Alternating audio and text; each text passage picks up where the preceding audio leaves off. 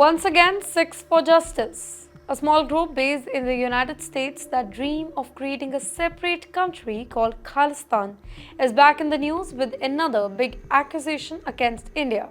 This time they are claiming that the Indian government put a $250,000 bounty on the head of one of their leaders, Gurpatwant Singh Pannun. SFJ says that a senior leader from India's ruling party, the BJP, personally gave him the order just a few days before the US Vice President JD Vance's visit to India on April 21, 2025. Of course, the timing looks very convenient for SFJ as they seem desperate for some media attention. Pannun even wrote a letter to Vice President Vance asking him to comfort India and accuse it of state-sponsored suppression. In SFJ's world, it's completely normal to expect the US to protect somebody who openly supports breaking apart a friendly, democratic country like India. Pannun claims that this so-called bounty breaks American law, attacks US sovereignty, and is a personal threat to his life. However, what's missing from this loud claim is any solid proof. But the question is, when has SFJ ever let facts get in the way of creating a dramatic headline? The real issue for SFJ is quite simple. India is no longer ignoring separatists, whether they are making speeches in India or shouting slogans from New York.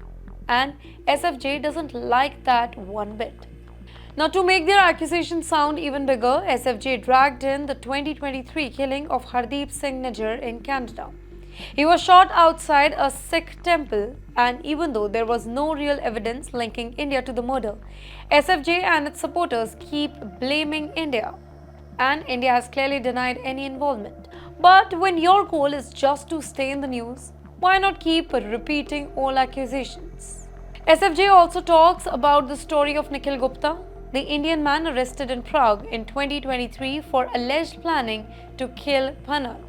Once again, there are a lot of colorful claims, but not much real proof showing that India was officially behind it. But for SFJ, shouting loudly seems more important than telling the truth. The whole situation is full of irony. A group sitting safely in the US shouting for India's breakup in the name of free speech now cries about repression when India pushes back. According to SFJ, calling for violent separatism is okay, but defending a country's unity is somehow wrong.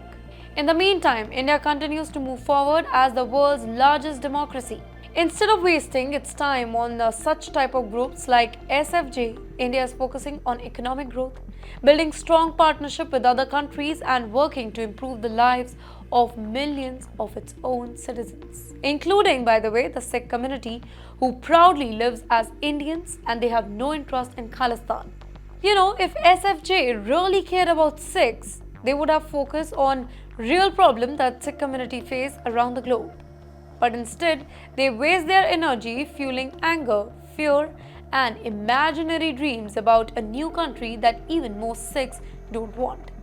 But for now, with very little support, SFJ is once again playing the victim card, hoping somebody will feel sorry for them. At the end, the world have simple choice. Believe a few people shouting oppression from their comfortable homes in American cities, or stand with a strong, diverse, and growing India that refuses to be broken by noise. The answer is pretty clear.